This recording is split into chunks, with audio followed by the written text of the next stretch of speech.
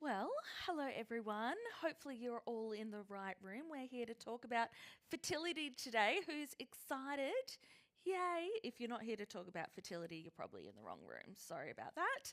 I just want to start with an acknowledgement of country. So we acknowledge the lands in which we're gathering on today. We respect the lands of the Yalukit Whelan clan of the Boon Wurrung peoples and uphold their continuing relationship to this land where the Pride Centre exists today, as well as any Aboriginal or Torres Strait Islanders who may be present.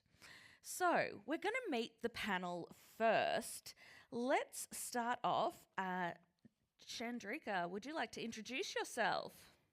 Hi everyone. I'm Chandrika Palmer, one of the doctors with Genea Fertility. I've been in the industry working for almost 15 to 20 years, I'd say, including my training years, and have had the joy of working with a lot of people in the LGBTIQA community, which really have found quite interesting because they bring so many different combination of things that they require, and it's been a pleasure. So enjoy coming to work every day.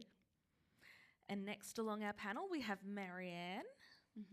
I am the clinic manager at Genea, and my background is that I was fertility counselling manager for many years too. So worked a lot with people going through fertility treatment for creating all different sorts of families. And Alice. Hi, my name is Dr. Alice Huang. I'm a fertility specialist as well at Genea Melbourne City. I'm very happy to be here today at the Victorian Pride Centre and talk about something that we are all very passionate about, which is making fertility care inclusive, accessible and transparent to everyone. And then we have a patient with Genea. Miz, do you want to introduce yourself and a little quick background? Yep, so my name is Miz. I'm a patient of Dr. Alice Huang's, as well as my wife, Jamie, who's sat at the back over there, hiding. I'm currently 26 and some change weeks pregnant, and excited to be here. Awesome. And I'm Rachel. Quick story, I am a surrogate. I'm currently a day off 29 weeks pregnant. This is the second baby for the same family. They're based in Adelaide, so my experience is slightly different to some of the experiences that we'll be sharing about Victorian Victorian fertility, and we will mention surrogacy world as well. So we're going to kick off.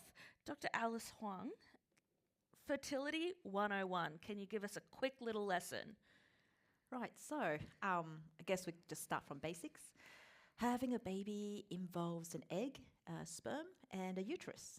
Very basic, but it's important to remember that the health of all three factors is critical to the outcome of a healthy baby. So, we're talking about lifestyle-wise, what you eat, how you move, how you deal with stress, how you sleep, very important. If there's one thing that we can take away from this, if you don't remember anything else that I say today, one thing to remember is the age of the eggs is the number one overwhelming most important factor to egg quality. So it is important when we're thinking about having a baby, it's really important to think about the age of the eggs, as well as the health of the egg, sperm and uterus, of course, but the age of the eggs. It's important to think about assessing fertility or discussing fertility earlier rather than later to maximize our chances of a healthy baby.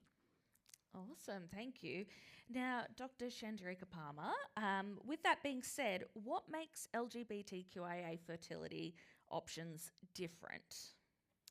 I think first and foremost is the understanding that, while, as Alice said, it's 101, it's egg, sperm, and uterus. And so a lot of our patients from the community do not have access to all three. So some may have eggs or excess of eggs, no sperm, or may have excess of sperm and no eggs. And some require a uterus. So that makes it quite interesting because it almost becomes multi-party reproduction with the help of either a donor sperm, a donor egg, or using a donor egg and a uterus. For example, if you had same-sex male couple wanting to do surrogacy and have a family that way, so it involves a lot of people. But also is interesting in that most of those that come together to make the family also have their partners. So it's not uncommon to have 6 or 7 people involved in the whole thing. And I remember doing my first surrogacy transfer, and we had the egg donor and the egg donor partner, and we had this the commissioning couple. Then we had the surrogate and the surrogate partner. So you can have 6, 7 people, so it becomes an interesting combination where people come together to support each other and do the process of making a family, but also the legal and legislative part of it, and how we make it simple and easy, because it seems complicated on the outset, but it can be quite simplified. So to simplify it, maybe Dr. Huang, can you break it down further? What is important for same-sex male couples, female couples, or for non-binary or trans folk? Yeah, I think when we're talking about fertility, for everybody, not just the LGBTIQA communities, that when we talk about fertility, we're talking about options. There's just so many pathways, as you've already mentioned.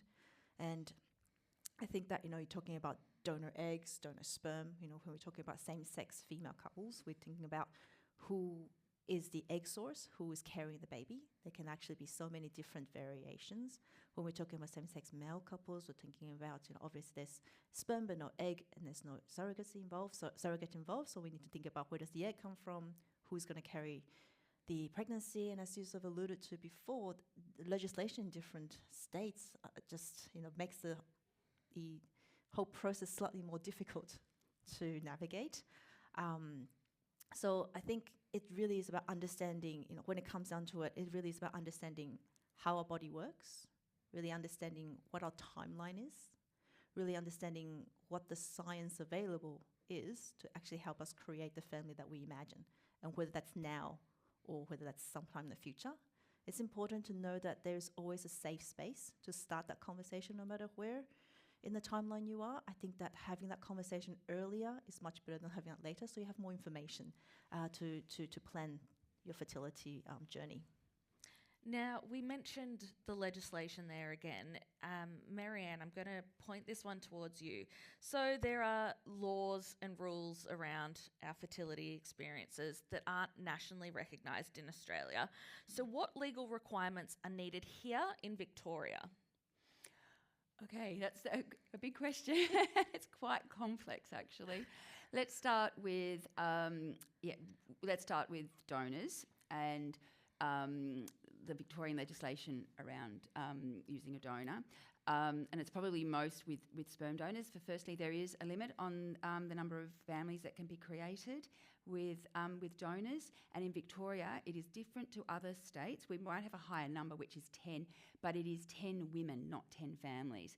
So if you are a same-sex couple, unfortunately, and we've fought for this for a long time, you're not recognised as a family when it comes to counting the allocations of the donor. You are counted as 2 women if both of you are going to carry, and it's who carries, not who provides the egg. So that is something to think about. If you're using a known donor, then that is fine. But if you're using a bank donor, that will create some limitations for you. And that's a really important thing to think about first: is how do you want to create your family? And what sort of relationship you want with the donor or the surrogate?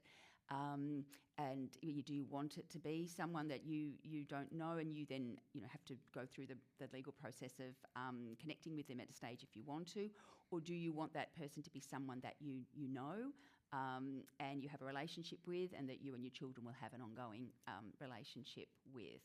Of course, in Victoria and everywhere in Australia, donation cannot be anonymous. So it can be de-identified, so that then you have control over at what point you have contact with that donor, and if you do, and there's lots of different bits of legislation around that too, but you can obviously have a known donor too, that's someone that you know, and then you would have counselling together with them.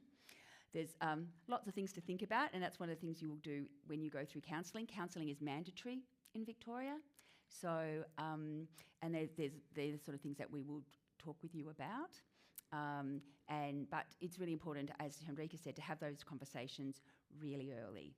Now, if you're looking at surrogacy, your surrogate cannot be the egg provider either in Victoria. So that's a bit different to, say, South Australia, where it can be. It's a bit tricky. You have to find an egg donor and you have to find a surrogate too. And the other thing with that also is that the surrogate has to, in Victoria, again, not in South Australia, has to have had children themselves in order to be able to be a surrogate. Another thing to keep in mind is that that surrogacy and being a donor is altruistic, so they cannot receive any material benefit for that. Expenses related to being a donor or being a surrogate is fine, and there are some stipulations around that. Also with surrogacy in Victoria, it is quite a long process, even before you get to starting the treatment. So it's quite a bit of counselling involved, and then we write a big report up, and it includes legal, the counsellor's report. There will be doctors' letters that make sure that everyone, that the surrogate is okay to carry. There's no concerns there. That that best to everybody's knowledge, it's going to be a safe pregnancy. Collate all that together, and then it has to go to what's called the Victorian Patient Review Panel, and they then approve the arrangement. So there's quite a bit of work up front to get you to that point where we give you the best chance possible of that being approved, and we've never had one that's not approved. So it can be a bit frustrating, that process, but it's important to get that right for you. So when you get to that point, and then from there, what we would hope is that that's when the doctors take over, and you go, and that's the easy part. So, I mean, I think even though there is the patient review panel, whether you're doing donor or surrogacy, it's really important to have those conversations with your partner, if you've got a partner, about what you're wanting, how you're wanting this to look, who you're wanting to carry. Are you going to just both carry? Is one of you going to carry but your own eggs? Are you going to carry but with your partner's eggs? There's lots of things that you can do. But it's really important to have those conversations. And then when you're involving the third parties, the other people, to have those conversations up front too. And sometimes you'll want to get legal advice also, and so that you've got something in writing. It's not, you don't have to in Victoria. You don't have to have a parenting agreement or anything like that. But what will happen through that counselling process will go through and get you thinking about all those things that you need to think about to give yourself the best chance of having a really successful arrangement. Because the more people you involve, the more complex it can be, and the more things that can go wrong. So we want to give you the best chance possible. And Genea and most clinics will actually help you as early as you want, to give you that help to think through and talk through how you want it to be and what you can and can't do. Sorry, that was a really long answer. I also think, you might want to cover the change in Medicare legislation. Oh, yes. If that's okay? Yeah. You have time? Yeah, Do your bit absolutely. first. No, I just wanted to cover about surrogacy, which is what Marian's saying. It is a very complicated process to navigate, and of course, we want to make sure the process is supportive for everybody. But it's just a couple of things that's not immediately apparent, in my experience, not immediately apparent to everybody, that it might just be good to sort of say out loud, just in case, is that, first of all, when we do have, when you're undergoing treatment as a couple, we actually need both couples to be on the same page. I know that's very obvious, but just in my experience, I have seen couples where one partner's gung-ho on having babies through this process, but the other part is not. We actually have to have both partners on the same page for us to proceed to treatment. Very, very obvious, but it's good to sort of say that out loud. And also from a surrogate perspective, there is no sort of central agency or bank or someone that you can actually approach for you to select a surrogate. You actually have to know, you have to actually recruit that surrogate yourself. It needs to be a known surrogate, just because of, especially what Marian's saying, that it needs to be altruistic, basic. So those are the two things that I think that's not immediately apparent to everybody, and might be good to sort of have that in mind when you start thinking about this. Yeah, I think that's a really good point. I think that one of the things you've got to keep in mind is this is a relationship for life. If you're using a donor, even if it's a de-identified donor, it is a relationship for life, and the same with a surrogate. So the work you do up front, sometimes because you want to get going, it can be a bit like frustrating, but it's worthwhile in the long time, especially with surrogacy, because you, like with a donor, and we want that relationship to be good for the rest of that, the child's life, your life. But once the donor donates, then it's pretty much up to the couple or the individual using that donor. You then have your treatment. With surrogacy, you're involved with that third person, that surrogate, for a long time. So you need to really protect that relationship, and that's what the counselling will talk a lot about is, how you manage the pregnancy, the birth, etc., making sure everyone's on the same page and that there's no, misconceptions or presumptions that somebody's got that isn't what the other party thinks. But then you've got that relationship for the child, because with donor laws in Victoria, of course, the recipients can reach out to the donor at any point once the child is born, and the donor, of course, gets to say yes or no to that. This is if you're using a bank donor. And at Genea, we like our donors to be agreeing to contact at any point, rather than saying, I want to wait till I'm 18. And then with donors can reach out and request contact at any time once a child has been born.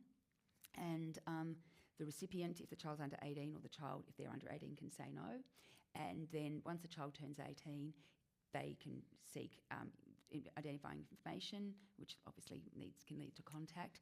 And there you don't get a say in that. The child has the right to that information at 18. You can say how you'd like that to happen, but the child will get that information about you. So, this bit here that might take months is very, tiny compared to the rest of that, the rest of the child's life. Thank you. Yes, I cannot recommend research enough. So look into everything, all the possibilities as well. Now, we're going to move on to some myths and misconceptions that might have come up in IVF journeys. Now, I'm going to throw to you first, Miz. What are some myths or misconceptions that you maybe had leading into your fertility treatment? I think misconceptions is that, like, everyone will tell you it's hard, but I think until you're in the moment, pumped full of hormones, and it kind of really takes over your life for a small amount of time, there's a misconception that it's probably easier than I thought it would be. It's expensive, which is a misconception. Well, not a misconception, but it's a reality. And then I think the availability of sperm probably was lower than I had anticipated. And we were lucky that at the time we were looking, the sperm donor had the 9 allocations. We were one of the first, because we aren't sure what future children, if they happen, what that would look like carrying-wise. So I think that, the availability, that was something that took me back a little bit. But again, acknowledgement that we were very lucky that everything we kind of thought we wanted in a donor was available in that. But I mean, we had 3 to pick from. So we did say we got really, really lucky, because, I mean, down to like the same uni course that Jamie had done, like, it was really uncanny. Wow. So we were, ultimately it was great. And then I think the process does take a lot longer than I had ever anticipated. I'm quite an impatient person. But I think looking back, that was like a good thing for us. Alice mentioned the lifestyle factors. We chose to use Jamie's eggs, so we kind of undertook that process first, late 24, and then that kind of gave us a few months we put the embryos on ice, and a few months for, like, my health wasn't in the best place to kind of sort that out. We had a lot of conversation and then decided early 25 that's when we would kind of pick up the next stage. So a hell of a lot longer from, like, the first conversation we had to getting pregnant. So that was something I probably took me a while to understand. There's lots of hurdles, there's lots of counselling, there's lots of medications, there's lots of appointments, but ultimately worth it. And things don't always work out first time either, so no, it didn't for us. Can take numerous tries. Yeah, I mean, the acknowledgement that we were quite lucky. Our second time around it worked, but still didn't hurt any less the first time that it didn't. Like, it's emotionally, it's a lot.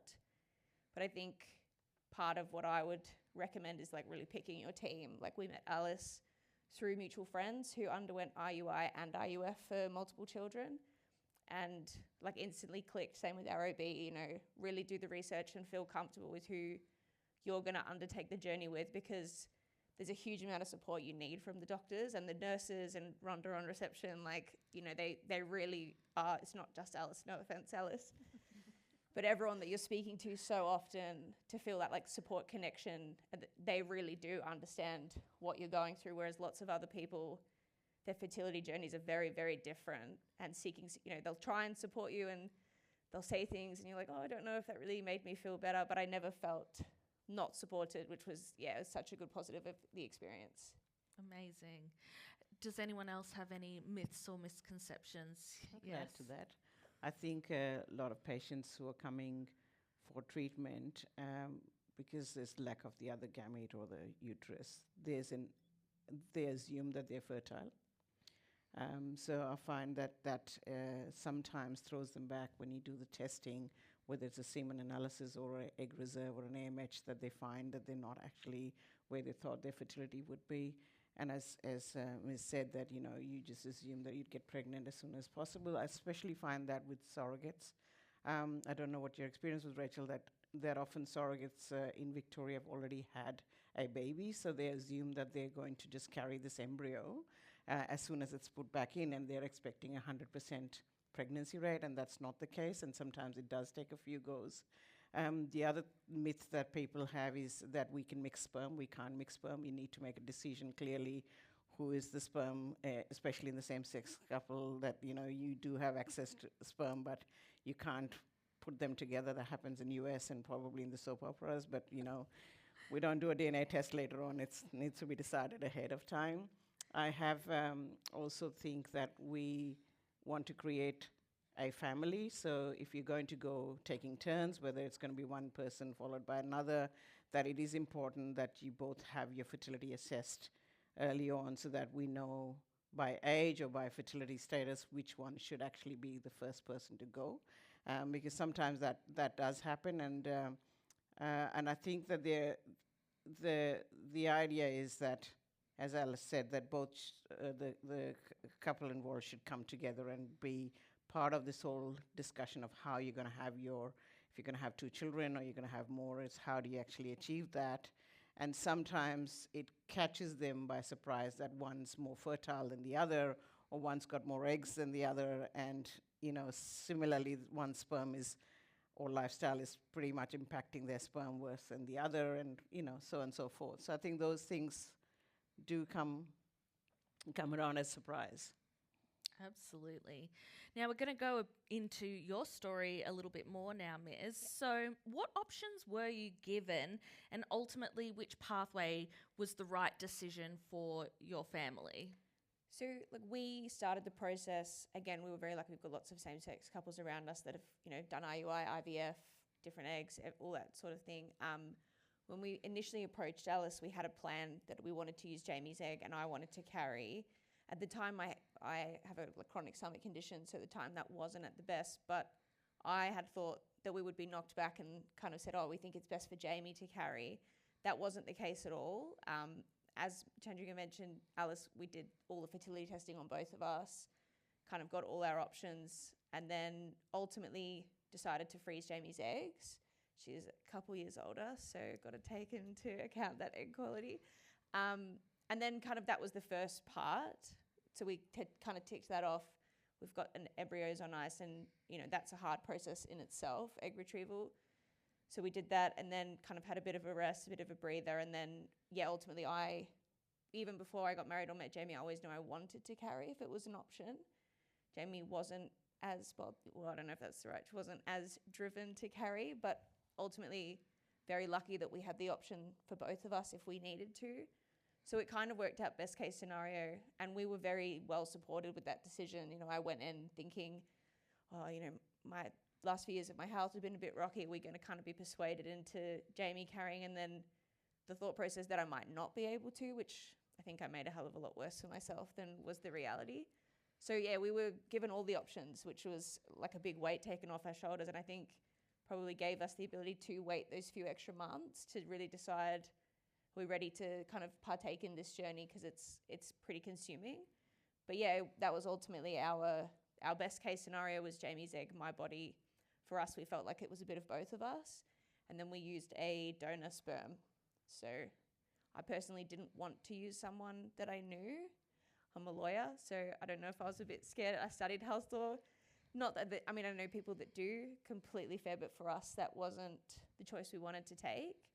And yeah, luckily for us, kind of it all worked out. First, got the sperm. When we were looking, it all worked out. So we were really lucky on that regard. So you mentioned you've got lots of friends who have kids as well, especially same-sex couples. What support have you been able to access from the clinic, from the community, and from your friends? Yeah, so Born Cynic, I obviously knew the process that we had to undertake the counselling. I was, classic, like one more step. But I actually found that really helpful, which was something that I was a bit like, it's just another hoop to jump through.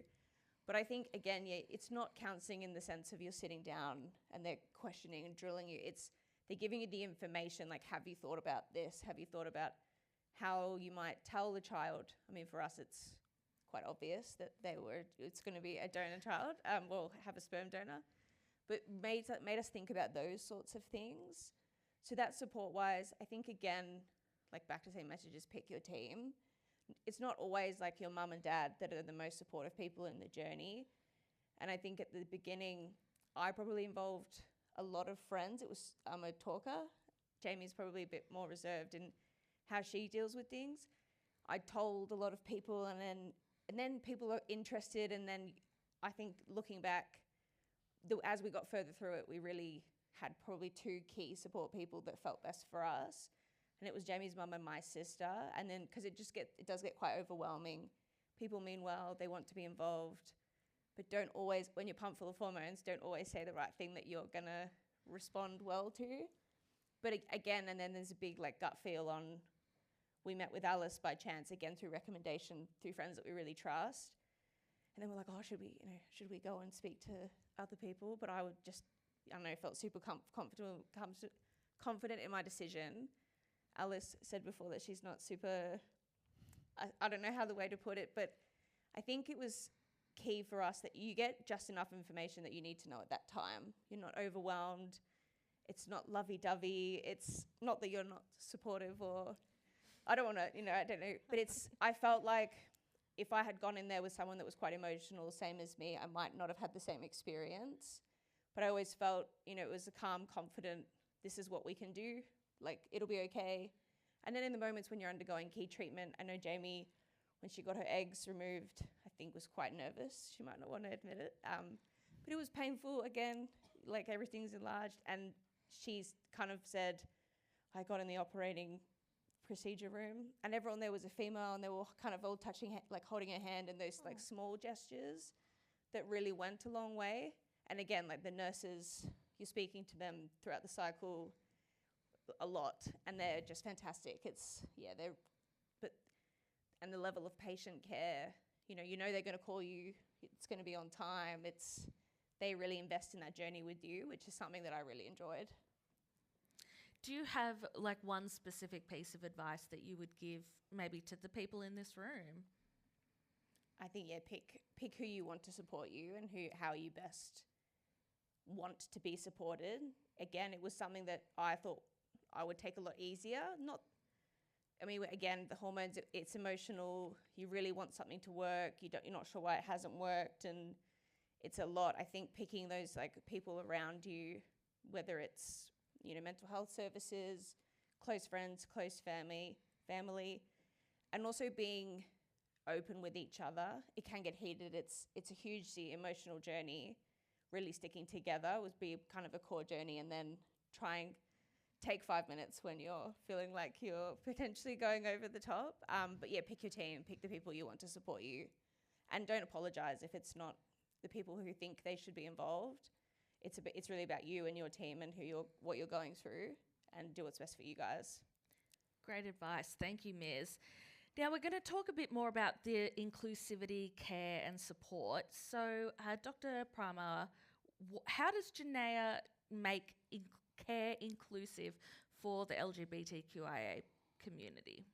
I think Genea is an excellent clinic in the way that they support. So we're probably third biggest provider, but we're not huge. We're relatively a small clinic. And I think that's the beauty of it, is that we don't have patients by numbers, or whatever. We actually know all our patients by name and who they are, and that is not just me as a doctor knowing my patients, also my staff, my nursing staff and my admin team, and even, for example, Marianne's a clinic manager. If I ever say, oh, so-and-so is coming for treatment, have you got things right? They all know each other by name, and that's a good thing. A person is treated the way I feel like if I were a patient, how would I like to be treated, and who I would like to support me. And I find that right from the top admin team, reception admin, doctors, and in fact, even us as colleagues, as medical specialists, we have often talked to each other and, try and find a way for each patient to make sure that they get what they want. So patient care is utmost important. Making sure that their mental, emotional health as well as physical health is good. And I rely on the Genea team really, because we can talk to the patient about medical side of things, but we need that treatment to be carried on by our nursing staff, our admin staff, and make the process, and the counselors to make the process easy for you. And that's where I think Genea is very good, but also we have a great scientific team.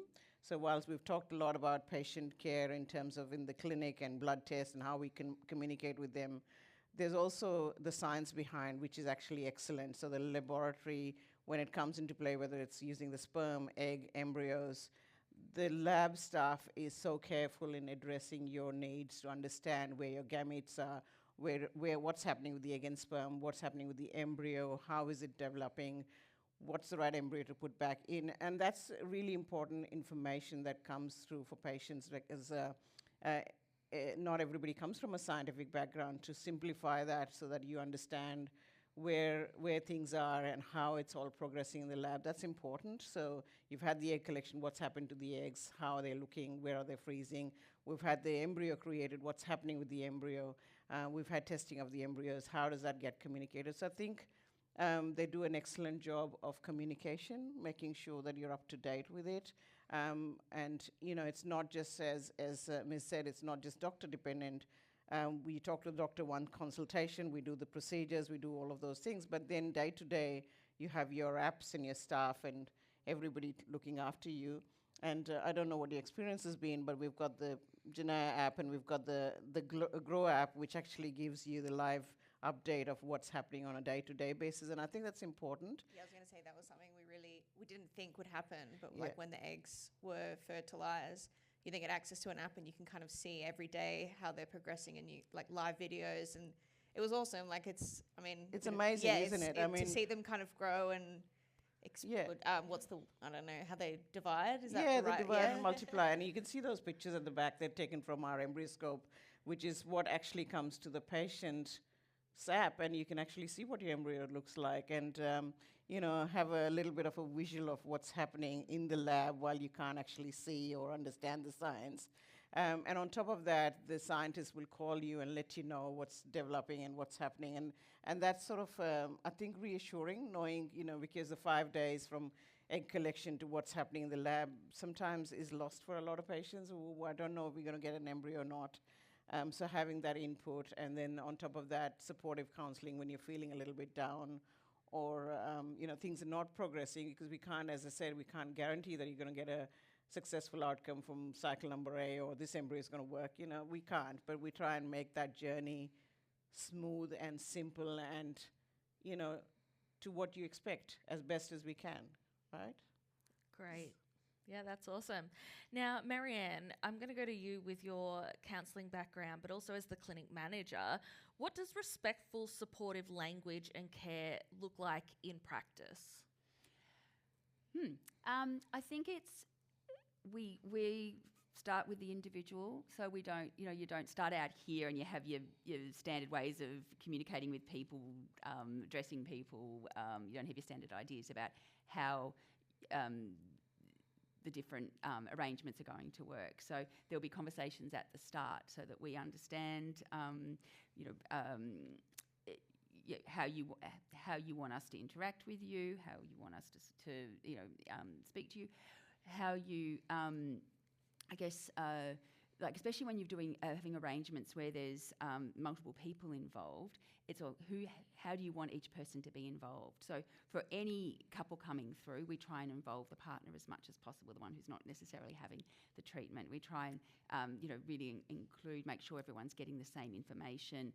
We'll check in with partners because often you are speaking to the woman who's undergoing the treatment because they're the main person that you're speaking to, but we try and be inclusive in that way. And then when you've got, for example, a surrogate case, then there's the whole other thing of who do you give that information to? Like making sure that the intended parents have all the information too, that you're just not talking to the surrogate. And so we have those conversations at the start. Who would like to be given the information?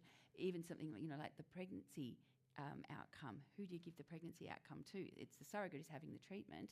And so sometimes there'll be an agreement that they will be the ones that get the information and then they get to tell the intended parents, or we all want to be together if that's possible, or we tell the intended parents and then they tell the surrogate. So it's those sort of conversations about how you want to do it. And I guess one of the things I'm really proud of with my staff is they just treat every individual with respect, regardless of, background or what sort of relationship they're in. It doesn't matter. If you come from that basic thing of we treat everybody with respect and understanding and try and give them the best experience possible and make things as simple for them, as Chandrika said, as possible, then I think, hopefully that will then translate to people feeling included, respected, understood, etc. But also we're doing training of staff in terms of the terminology and inclusive terms and what they should be addressing them as, what are their pronouns, just trying to work that out first up so that we're not confused, like, you'd have a registration form. Just not making that assumption of, being heterosexual or what working with them as to how they want to be addressed to start with, and then making sure that follows through. Staff training. Yeah, we do. Actually, so completely. yeah, yes, so we do. All staff have training. Recently had that training that we're going to go to. I'll send you an email. Oh, yeah. No, we've got staff booked into that. That's make working sure with that we have, trans and non-binary people. So we get lots of training opportunities for that too, which I think is really important. So I think it is a combination of understanding and doing that training, but it also is about that individual respect and care that you have for every single patient is important. I think that's right. We just have to learn this. We just can't assume. Everyone's different. We just can't assume, and it's about making the process feel respectful and supportive, whether that's for all people, whether that's in the LGBTQIA+ community or not. It's just for everybody. I've had split care between hospital in Victoria and hospital in Adelaide with the first birth, and will be the same with this birth. But the hospital in Adelaide, archaic system, everything is still printed on paper. And they said, what do you want to be referred to as? And they crossed out mother. And I was just like, just surrogate, and then they put surrogate. And so on all of the paperwork that automatically said mother, they were able to go through. So it is so important to have that inclusive language and have your team aware of that as well. So it's great that you're doing so much of that already. I remember when surrogacy first started in Victoria, and it was a really mixed bag with the hospitals. Some of them were terrible, and to be honest, the Catholic hospitals wouldn't do it at first but then one of the hospitals made a decision that our care is for everybody, and they ended up being probably the most proactive because they worked out what they needed to do, how they needed to make everyone feel respected and supported, etc. And they ended up being one of the easiest hospitals to deal with because they'd actually really thought it through and what that meant to live what they meant to, the way they meant to be. But it was interesting to begin with. Some of the hospitals were a bit thrown about how to deal with surrogate arrangements. Absolutely. Now, just going to touch on mental health and emotional well-being for people going through fertility treatments. How do you care for yourself during the treatment? I might start with you, Miz, on this one. For us, it was really trying to obviously be there for each other. I think I took up Pilates, which was something a bit more gentler on the body, but kind of had tried to find an outlet. And then again, it's speaking to people, like confiding in my sister, having that kind of one constant support process. And I know Jamie had that with her mum. But also like calling the clinics if you have questions. Like, you know, you kind of, oh, I don't know if I should bother, you know, so and so, but you're so encouraged. Like no question is too small or insignificant or silly. So it's just utilizing the support around you. And then, yeah, obviously we're constantly reminded that there's mental health support. And also I think the consistent messaging that it's really hard. Whatever your journey looks like, however big or small, simple or complex, it is hard. It's really hard. And the understanding that the nurses kind of, they say that, you know, they go, you're doing so well, like what, you know, it's difficult, like, well, you know, but we'll get there. And then the one step at a time, really, that take it back to the keep it simple, one step at a time. You get to trigger shot and then you get to transfer and then you wait. Like you just take it one day at a time. Do you have any advice as the doctors of what people can do to look after themselves, particularly in those periods of waiting when it feels like you're just ready for the next step to happen, but you have to be still? Do you want to go, Alice, first? Yeah, I think that's you hit the nail on the head. It's actually the waiting game. So fertility, pregnancy, raising kids, it's basically, as Mrs. that you take it one step at a time. I mean, it's a reason why all of us have actually referred to this as a journey. Everyone's actually thinking about the outcome of having a baby. Now that's goal orientated, and that's what most of us in society are trained to do. You know, high functioning jobs, well educated people go, okay, goal orientation. I want a baby. That's my goal. But it's actually a journey, as Mrs. is alluding to. You have to go through that motion, and I think of it like a car trip. So the idea is that we all have the same destination in mind, but some of us will get to that destination, some of us won't. Some of us will take a detour, some of us will actually end up at a different destination. The idea is that if you think about, frame your sort of set of mindset, it's a car trip, and there are ways you can actually make that car trip. It's crappy, it's a long, you know, nobody likes long, almost nobody likes long car trips. I don't know, I can't assume for everybody, but nobody I know likes a long car trip. It's boring, but there are ways that you can think about it to make it easier. You know, you pack snacks, you have a good playlist on your iPod, or do we still use iPods? I'm not sure. On your phone. So the idea is that, just what Miss says, you look for things, you look for, you know, support systems, whatever works for you.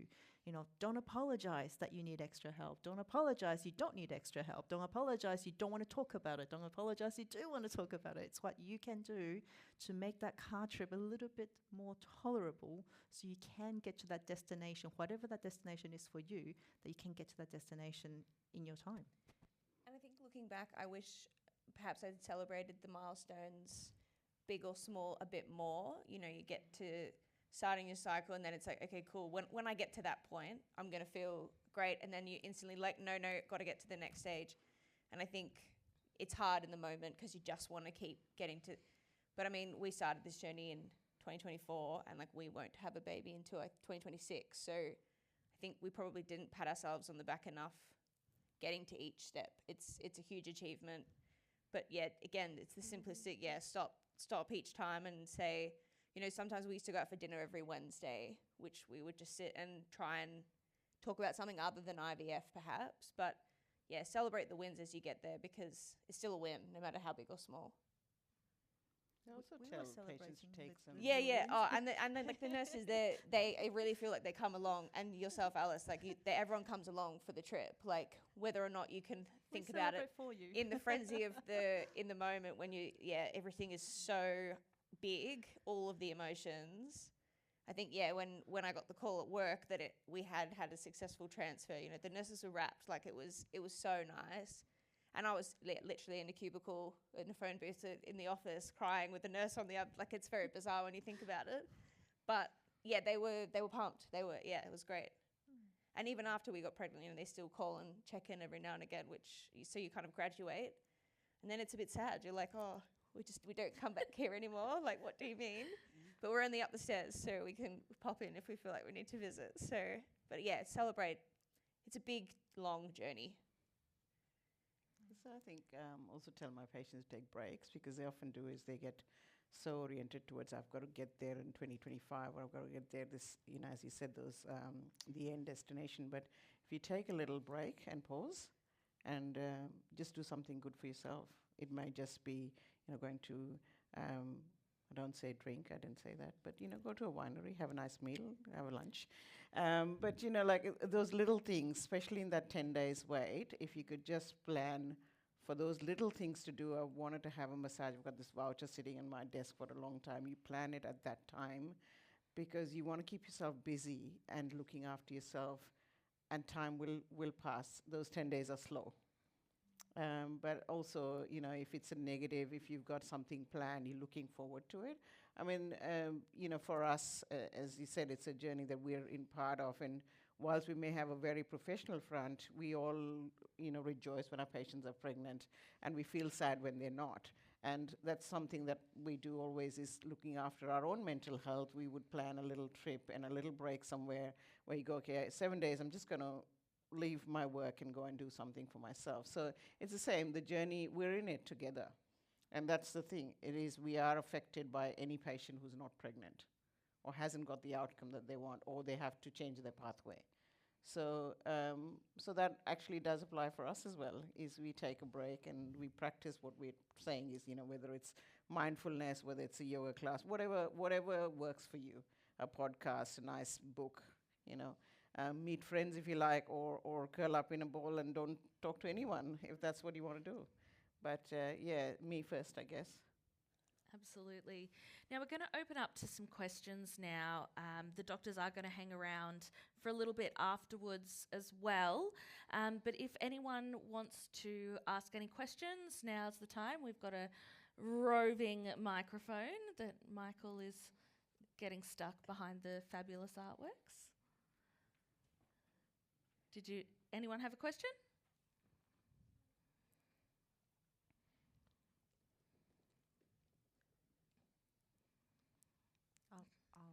I guess not a question, but just Yeah. reiterate.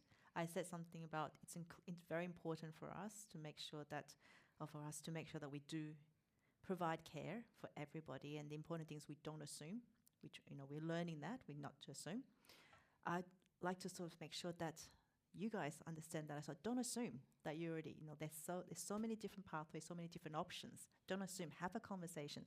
Talk to, like Miss, talk to your friends that have gone through it, or talk to a specialist, or do research, as Rachel said. Don't assume. I think that we just start with an open mind. There are options.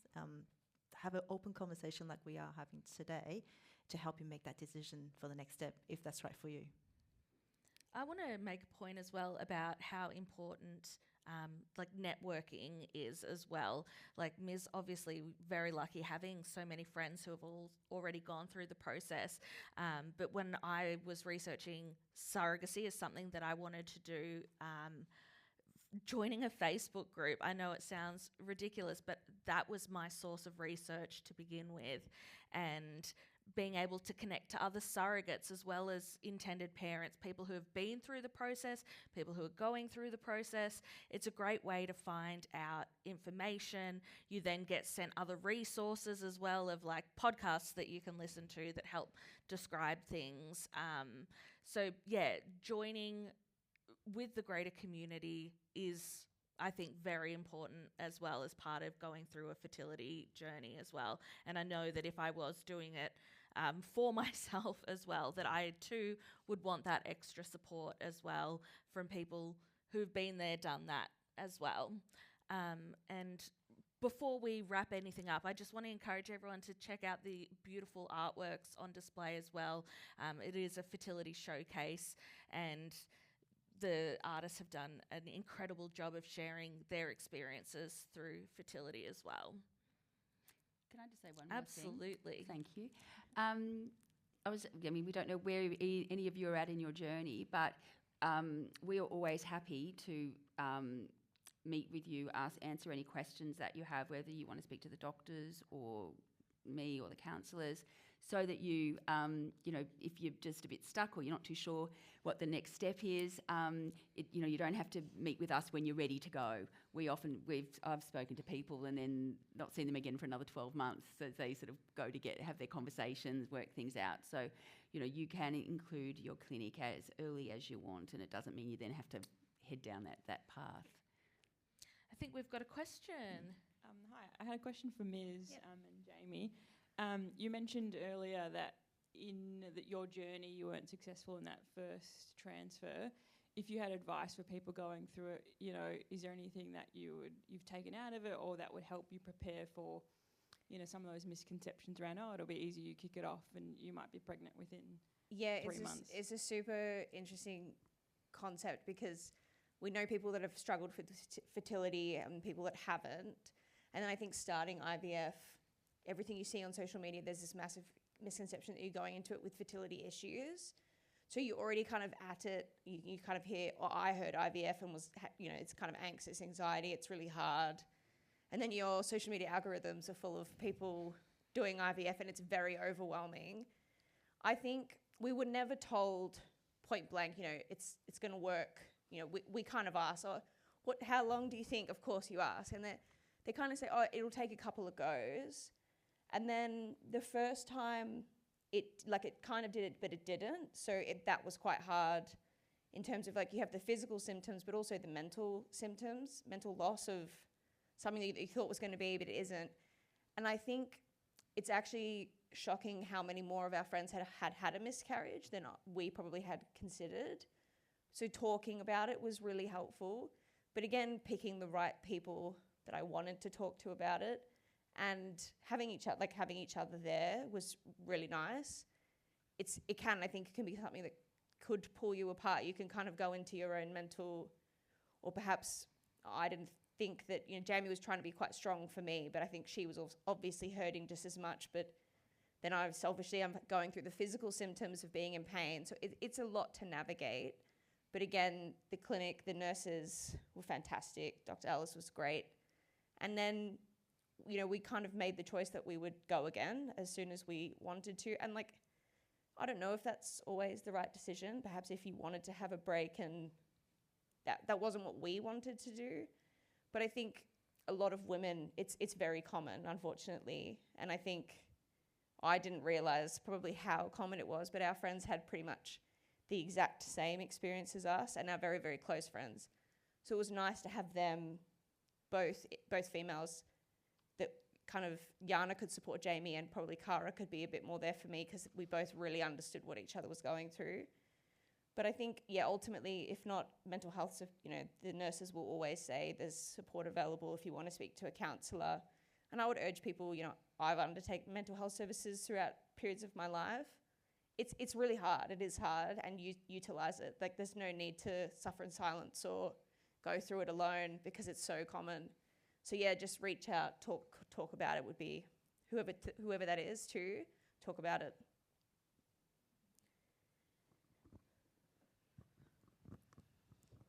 Hi. So my husband and I, we recently got married about 6 months ago, and so we wanted to start the journey of having kids, and we knew that it was going to take a long time as two men. So we thought today is kind of that start of just having that conversation, and then next year possibly really diving into it, and just doing research now. What advice would you give to two men on how to kind of start that journey of looking for egg donors and surrogates and things like that? Because I feel, do you have more women that will come to you as same-sex couples, and kind of they're looking for a donor, or do you have men who come to you wanting to start a family as well? Like, so I can answer that one. So we started surrogacy in 2010. I was actively involved when we first made our surrogacy clinic, and Victorian legislation changed.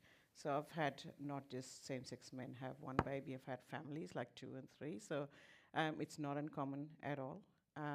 Obviously, the population of same-sex women may be skewed, so that we do see a lot of women coming forward, or even single women coming for donor sperm. So it's not, so legislatively we've been able to do this since 2010. Lots of families created. The challenge that you have is you need the egg donor as well as the surrogate in Victorian legislation. And so sometimes, in fact, when I've seen my same-sex male couple, egg donation, because, well, by nature of, being friends with other people that egg donation is not such a difficult thing for them. Finding a surrogate often is. And so, and also opening that conversation. So I think, as Marianne said before, you need to start with yourself, working out what it is. There's nothing wrong with having an initial consultation with a clinic or a specialist, or trying to work with them as to what would it look like, what does the journey look like, what's the time frame, how do I approach somebody? Because we can point you in the direction of how you could approach an egg donor or find an egg donor. We can also give you some advice in terms of surrogates and how to sort of look. You can't advertise for it in Victorian legislation, but there are different, ways of approaching this thing. So it's good to sort of start looking at it. It takes time. But also you might want to assess your fertility, and that's not a bad thing to make a decision of, the most important, I think, with the same-sex male couple I've seen is they may need to make that decision who's going first. And often that's a big decision because, you might have different views of how you parent, and also how you would want your family structure to look like. And then looking at creating embryos if you find your egg donor, and then finding a surrogate. Some people have created embryos, waiting for the surrogate to be ready, and sometimes you find a surrogate who's a close friend, associate who's actually pregnant, and she will do that for a second pregnancy for you. So you'll be waiting for her to give birth, and then wait for, in Victoria, you have to wait 12 months for the surrogate, or anybody who's a surrogate to have had a baby 12 months ago. So that time frame has to be taken into consideration. So I think it's good that you've started looking at it now, and hopefully in a year or two you'll be there. Talk to everyone you know about it. Yeah. Tell your hairdresser that we're thinking of becoming parents. I know it sounds crazy, but there is Yes, another that's surrogacy exactly right. couple that I know of that their hairdresser offered to be their Yeah. surrogate. So it's all about telling people, sharing your experience. I don't think it's about saying, feel sorry for me because I can't have a kid. It's about, this is a journey that I'm excited to go on, and people will talk. And then, I'm a hairdresser as well, and I talk to my clients about the fact that I'm a surrogate for people, and then they then speak to their friends, and they speak to their friends, and all of a sudden there's a connection that's like, oh, you do so-and-so's hair. They told me that you were a surrogate, so I've joined the community because it's something that I think I could do. So the more you talk about it to people, the more likely you are to find that magic connection. And it's actually very interesting that when I've talked to surrogates, they're willing to do that, but they're waiting for you to ask sometimes, and egg donors as well, because they might be your sister, your best friend, or your cousin's wife, and they know that they maybe one day they would be available to you, but they don't want to initiate that conversation not knowing where you stand with this. So having that sort of conversation then goes, oh yeah, I'm happy to give you an egg, or I'm happy to carry a baby. But if you don't have that conversation, you don't know they're available, and they don't know if they should approach you. Yeah, just subtly start posting photos of you with other people's babies and being like, can't wait to be this one day. It's all the little things that all build up, and people go, oh, wait, actually, these people want to have a kid. Oh, that's something that I could do. And friends love a mission. You tell friends that's what you're looking for. They'll put it out there. They'll look for you. Yeah, it's actually true. Yeah. So is there a possibility if an egg donor from Queensland would like to donate, that's possible as well? They don't have to be all three Victorian? Okay, No. cool. It's a bit trickier with your surrogate. There are some rules that where you can, which I won't go into now because it is a bit complicated. But yeah, donor can donate. They could donate up there, and we can bring the eggs down, or they could come down here and do the cycle, and you create the embryos. But here. we've done interstate surrogacy where the surrogate comes here, and we implant here, and then they can go back to the state and other state and deliver. You have to do the treatment here. You have to be residing here. You have to have the treatment where you reside. Yeah. So if you did find a surrogate interstate, the treatment will have to happen here. Yeah, you fly them in, we do all of that, and then go back. Yeah. Okay. But donor can be done elsewhere.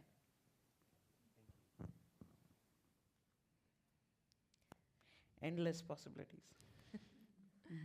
All right, well, let's wrap it up there. Thank you so much to all of our panel guests, and thank you to all of you for coming along. There are some refreshments and snacks up the back as well. And thank you and good luck on all of your fertility journeys.